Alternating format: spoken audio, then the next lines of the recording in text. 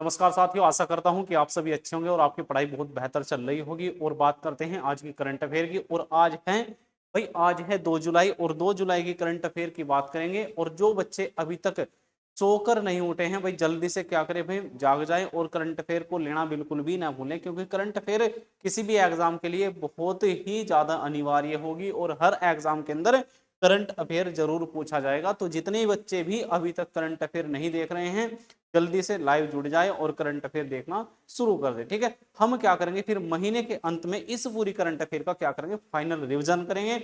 और जो बच्चा रिवीजन फाइनल करेगा उसे एक टेस्ट देना होगा और वो टेस्ट केवल ऑफलाइन क्लास में होगा। और जो बच्चा टेस्ट में मैक्सिमम नंबर प्राप्त करेगा उसे हमारी ओर से गिफ्ट के रूप में एक बैग दिया जाएगा। ठीक है भाई, चलिए अब बात करते हैं करंट अफेयर की। और क्वेश्चन नंबर 1 क्या है भाई, क्वेश्चन नंबर 1 है अंतरराष्ट्रीय शूद्र ग्रहण किस दिवस मनाया जाता है। तो भाई ये मनाया जाएगा भाई 30 जून को। कब मनाया जाएगा, 30 जून को ये मनाया जाएगा। वर्ल्ड एस्ट्रॉयड डे यानी कि इंटरनेशनल एस्ट्रॉयड डे हर वर्ष 30 जून को पूरी दुनिया में मनाया जाता है। यह संयुक्त राष्ट्र द्वारा मान्यता प्राप्त दिन जिसका उद्देश्य लोगों को क्षुद्र ग्रहों से होने वाली संभावना और खतरों और उनसे जुड़ी वैज्ञानिक संभावनाओं के बारे में क्या करना है भाई, जागरूक करना है। ठीक है, चलिए नेक्स्ट क्वेश्चन की बात करते हैं। हाल ही में भारत ने भूमि और समुद्री बंदरगाहों के माध्यम से किस देश के से जूट आयात पर क्या लगाया है भाई, प्रतिबंध लगाया है। तो किस देश से जूट के आयात पर प्रतिबंध लगाया है, तो आंसर होगा, क्या आंसर होगा भाई, बांग्लादेश। ठीक है, तो बांग्लादेश से जितना भी जूट का आयात होता है उसे क्या करते कर दिया गया भाई, प्रतिबंधित कर दिया गया। तो भारत ने बांग्लादेश से भूमि मार्ग से कुछ जूट उत्पादों एवं बुने हुए कपड़ों के आयात पर प्रतिबंध लगा दिया है। हालांकि विदेश व्यापार महानिदेशक डीजीएफटी ने एक अधिसूचना में कहा है कि इसकी अनुमति केवल नवाहा सवा बंदरगाह के माध्यम से दी जाएगी। ठीक है, चलिए नेक्स्ट क्वेश्चन है कि हाल ही में आदि कर्मयोगी कार्यक्रम किस मंत्रालय द्वारा शुरू किया गया है। तो ये कार्यक्रम जनजातीय कार्य मंत्रालय द्वारा शुरू करा गया है, ये आपको याद रखना है। आदि कर्मयोगी कार्यक्रम को जनजातीय कार्य मंत्रालय ने देश भर में लागू किया है। इसका उद्देश्य यह सुनिश्चित करना है कि जनजातीय कल्याण योजनाओं का लाभ सही ढंग से जमीनी स्तर पर पहुंच रहा है या नहीं। ठीक है, चलिए उसके बाद नेक्स्ट क्वेश्चन, किस राज्य सरकार ने कपास हल्दी मक्का किसानों के लिए हेंजिंग टैक्स शुरू किया है। तो भाई किस राज्य सरकार के द्वारा, तो ये करा गया भाई महाराष्ट्र सरकार के द्वारा। ठीक है, चलिए एक बार डिटेल की बात करते हैं। महाराष्ट्र सरकार ने पुणे में हेंजिंग टैक्स शुरू करके राज्य के कृषि क्षेत्र के विकास में एक बड़ा कदम उठाया है।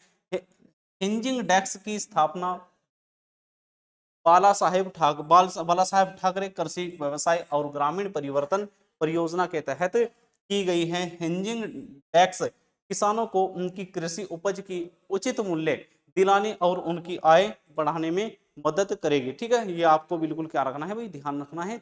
हर क्वेश्चन की लगभग जितनी डिटेल हो सकती है उतनी डिटेल लगाई गई है, ताकि क्वेश्चन के बारे में सभी बच्चों को क्या हो, अच्छे से जानकारी प्राप्त होती रहे। ठीक है, चलिए अगर हम बात करते हैं महाराष्ट्र की, तो महाराष्ट्र की राजधानी क्या होगी भाई, मुंबई होगी। और इसका गठन भी आपको ध्यान रखना है, गठन है भाई 1 मई 1960 को इसका गठन। और 3,07,713 वर्ग किलोमीटर क्या है भाई, इसका क्षेत्रफल है।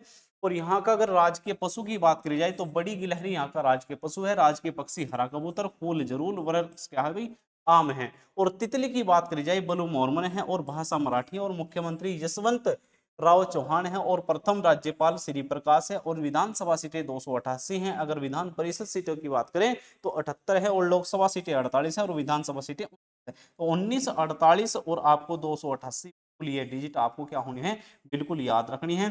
19, 48, 288। अगर महाराष्ट्र के अंदर जिलों की संख्या पूछे तो ये भी आपको पता होनी चाहिए, महाराष्ट्र के अंदर जिलों की संख्या कितनी है भाई, 36 जिलों की संख्या। भाई एक बात ध्यान रखें, जब क्लास में आप ऑफलाइन होंगे तो आपसे जो डिटेल है वो भी जानकारी आपसे ली जाएगी सुनने के माध्यम से। तो हर एक बच्चे को प्रत्येक स्टेट की डिटेल भी अनिवार्य रूप से याद होनी चाहिए। स्टेटिक जीके भी आपको क्या करना है, करंट अफेयर के साथ साथ स्ट्रॉन्ग करना है। ठीक है, चलिए उसके बाद नेक्स्ट क्वेश्चन की बात करते हैं। हाल ही में किस मंत्रालय ने GOI स्टेट्स ऐप लॉन्च किया है। तो भाई ये ऐप किसके द्वारा, सांख्यिकी एवं कार्यान्वयन मंत्रालय के द्वारा शुरू करा गया है। सांख्यिकी दिवस 2025 के अवसर पर सांख्यिकी एवं कार्यक्रम कार्यान्वयन मंत्रालय ने अपनी इकाई राष्ट्रीय सैंपल सर्व कार्यालय के माध्यम से GOI state mobile application launch किया है। यह नवाचारपूर्ण ऐप नागरिकों को कहीं भी कभी भी वास्तविक समय में आधिकारिक सरकारी आंकड़ों तक आसानी से पहुंच प्रदान करेगा। ठीक है, यानी कि इस ऐप के माध्यम से क्या करा जाएगा, सरकारी आंकड़ों की जानकारी प्राप्त करी जाएगी। ठीक है, बहुत बढ़िया ऐप है, हम किसी भी समय कहीं भी क्या कर सकते हैं भाई, सरकारी आंकड़ों की जानकारी ले सकते हैं। ठीक है, इसके लिए ये ऐप शुरू करा गया है। तो नेक्स्ट क्वेश्चन की बात करते हैं, हाल ही में किसने गढ़वाल राइफल के कर्नल ऑफ द रेजिमेंट का पदभार संभाला है? तो गढ़वाल राइफल के कर्नल ऑफ रेजिमेंट का प्रभार किसके द्वारा संभाला गया है? तो DS राणा के द्वारा। क्या नाम है भाई इनका? DS राणा के द्वारा इसका प्रभार संभाला गया है। और नेक्स्ट क्वेश्चन की बात करते हैं, हाल ही में किसने 5 परोपकारी संस्थाओं को $6 अरब का बड़ा दान देने की घोषणा करी है? तो भाई इनका नाम है वॉरेन बफेट। किसके द्वारा भाई?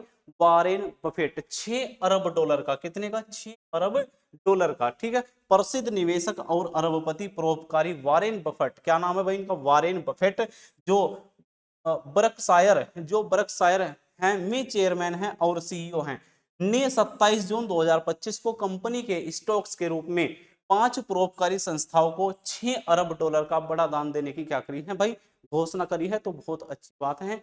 उसके बाद नेक्स्ट क्वेश्चन की बात करते हैं, किसे 2025 स्काई टैक्स अवार्ड से में दुनिया की सर्वश्रेष्ठ एयरलाइन का खिताब मिला है? तो भाई एयरलाइन अभी हाल ही में बहुत ज्यादा चर्चा में है, तो इसका खिताब किसके द्वारा दिया गया भाई? कतर एयरवेज के द्वारा। किसके द्वारा भाई? कतर एयरवेज के द्वारा। कतर एयरवेज दुनिया की सबसे बेस्ट एयरलाइन है। ठीक है भाई, आपको न्यूजीलैंड भी आपको ध्यान रखना है बेस्ट एयरलाइन के मामले में, जिसने लगातार दूसरे साल 2025 स्ट्राइटेक्स वर्ल्ड एयरलाइन अवार्ड में विश्व की सर्वश्रेष्ठ एयरलाइन का खिताब जीता है। हाल ही में कतर ने 19वीं बार विमान उद्योग के ऑस्कर का प्रतिष्ठित सम्मान भी क्या करा है भाई? हासिल किया है। ये बात भी आपको ध्यान रखनी है। उसके बाद नेक्स्ट क्वेश्चन की बात करते हैं, हाल ही में भारतीय रेलवे ने कहां से अफ्रीकी देश मोजाम्बिक में 2 लोकोमोटिव इंजन का निर्यात किया है? ठीक है भाई, अफ्रीकी देश कौन सा? मोजाम्बिक में 2 लोकोमोटिव इंजन का क्या करा है भाई? निर्यात करा है। तो भारत इस मामले में क्या है, बहुत तीव्र गति से प्रयास कर रहा कि अधिक से अधिक लोकोमोटिव का क्या करा जाए? निर्यात करा जा सके, क्योंकि भारतीय जो रेलवे है वो विश्व के अंदर तीसरे नंबर की सबसे बड़ी, सबसे बेस्ट रेलवे है और सबसे अच्छी प्रगति पर चल रही भारतीय रेलवे। तो यहाँ के जो लोकोमोटिव हैं वो भी देश के अंदर क्या हो रहे हैं भाई? निर्यात हो रहे हैं। ऐसे ही आपका सारण है जो बिहार के अंदर, वहां पर भी क्या करा जाएगा?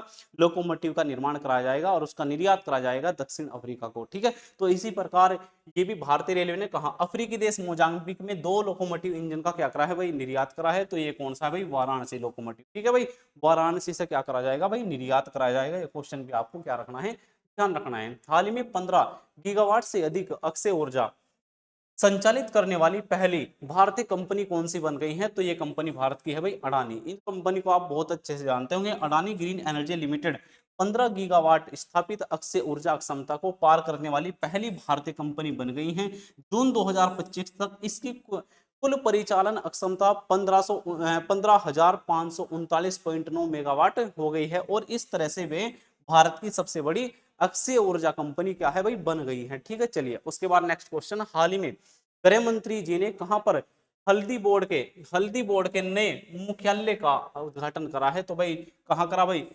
निजामाबाद। कहां पर करा गया भाई? निजामाबाद के अंदर ये करा गया है। उसके बाद नेक्स्ट क्वेश्चन की बात करते हैं। देखो अभी एक बार क्वेश्चन के बारे में पढ़ते हैं। गृह मंत्री अमित शाह ने तेलंगाना के, कहां पर भाई?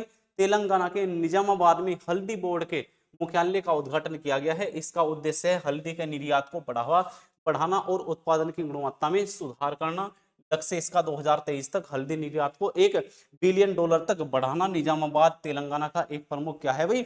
हल्दी उत्पादक क्षेत्र है, यानी कि निजामाबाद हल्दी उत्पादक क्षेत्र है। भारत विश्व में हल्दी का सबसे बड़ा उत्पादक और निर्यातक देश भी है। तो तेलंगाना के अंदर कल एक बहुत बहुत दुखद घटना हुई, जिसमें एक जो कंपनी है उसके अंदर क्या हो गया भाई? बहुत बड़ा किसी कारण से भी, जिसमें लगभग 40 या 45 लोग क्या हो गए भाई? मारे गए हैं। ये भी आपको क्या रखना है भाई? ध्यान रखना है। ठीक है, चलिए हाल ही में CBDT के चेयरमैन का कार्यकाल 2026 तक बढ़ा दिया गया है। उनका नाम क्या है? तो उनका नाम है भाई रवि अग्रवाल। क्या है भाई उनका नाम? रवि अग्रवाल है। इनका कार्यकाल 2026 तक क्या कर दिया गया भाई? बढ़ा दिया गया। ठीक है, उसके बाद नेक्स्ट क्वेश्चन की बात करते हैं। दुबई के रास्ते भारत में अवैध रूप से आ रहे पाकिस्तानी सामान को जब्त करने के लिए ऑपरेशन डीप कौन सा भाई, ऑपरेशन डीप मैनिफेस्ट किस एजेंसी के द्वारा चलाया गया है, तो ये एजेंसी है राजस्व खुफिया निदेशक, ठीक है, DRI एजेंसी के द्वारा ये ऑपरेशन चलाया गया है। तो ये क्वेश्चन भी आपको अच्छे से ध्यान रखना है। उसके बाद नेक्स्ट बात करते हैं, किस देश में इस वर्ष का पोलियो का 13वां मामला दर्ज करा गया है, तो भाई पोलियो एक बार फिर क्या हो गया भाई एक्टिव, लेकिन हमारे यहाँ नहीं, ये हुआ है भाई पाकिस्तान के अंदर, ठीक है।